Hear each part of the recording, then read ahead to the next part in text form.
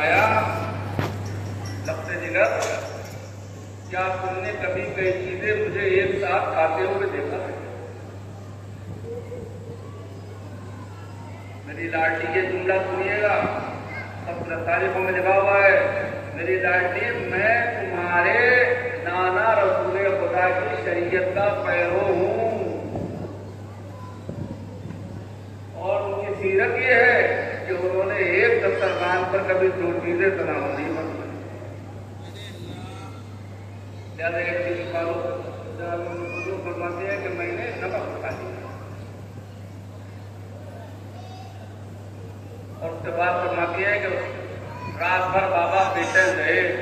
بار بار ان کے سہنے خانہ میں جاتے تو کہتے تھے ابھی وہ وقت نہیں آیا ہے، ابھی وہ وقت نہیں آیا ہے، ابھی وہ وقت نہیں آیا ہے۔ اور اس کے بعد جب تہجد کا وقت ہوا، ہمارے شب کا وقت ہوا، تشریف وضو فرما کر گھر سے نکلے مسجد کوفہ کی طرف، مولا علی گھر سے نکلے اور ادھر جناب جناب امام حسن کے پاس گئی اور جا کے کہا بھیا آج بابا رات بھر اپنے اللہ کی بارگاہ میں جانے کی خبر دے رہے تھے۔ امام حسن فوراً روانہ ہوئے اور راستے میں جا کر مولا کے بغل گیر ہو گئے، کہا بابا میں آپ کو مسجد نہ جانے دوں گا، اس لیے امام حسن تو امام ہے نا، بابا میں آپ کو مسجد نہ جانے دوں گا، بابا میں آپ کو مسجد نہ جانے دوں گا۔ فرمایا اے رسول خدا کی آنکھوں کے سارے، میں نے خواب دیکھا ہے۔ کہا بابا کیا خواب دیکھا ہے؟ کہ خواب یہ دیکھا ہے کہ جبرائیل آسمان سے نازل ہوئے ہیں اور انہوں نے بیت پر ایک پتھر کو اٹھایا، وہاں خانے کعبہ کے سیدر کو دے مارا، اور مکے اور مدینے کا کوئی گھر ایسا نہیں تھا کہ جس میں اس پتھر کے ذرات نہ پہنچے ہوں۔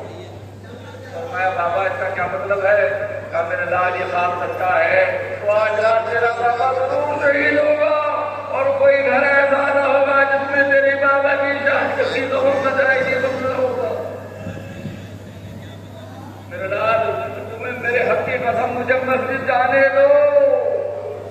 بس میں نے تمام کی بات مولا کی بارگاہ میں آپ کے مسئلے بیان کر رہا ہوں، اور وہ یہ کہ مسجد گئے، ارے نماز پڑھنا شروع کی، پہلی رکعت کے دوسرے سجدے سے سر اٹھا نہ پائے تھے، ابن ملزم کی تلوار چل گئی، نمازی کا سجدے کا ہوتا ہو گیا، مرادی کی جدا بلند ہو گئی، امیر المومنین ختم ہو گئے، امیر المومنین شہید ہو گئے۔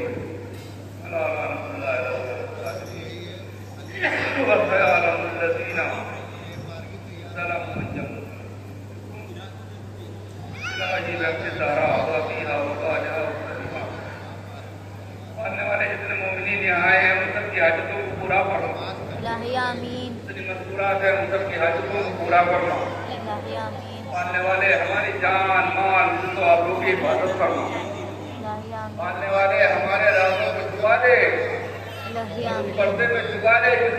نے اپنے انبیاء اور پیغمبروں کو چھپایا۔ آنے والے زمانہ پورا ہو گئے، ایمان کا سنبھال کر رکھنا مشکل ہو رہا ہے،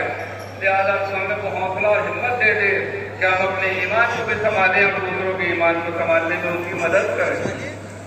آنے والے دنیا میں ظلم اور کا خاتمہ فرما، عدل و انصاف کی حکومت قائم فرما، امام زمانہ کے دور پر تعظیم فرما، اور ہم سب کو ان کے عوام و صاحب میں شمار فرما۔ آپ صاحب سے گزارش ہے کہ من کو سورہ حمد اور توحید پڑھ کر میرے والدین اور بھائی اور تمام مومنات جو اس میں جتنا آتے تھے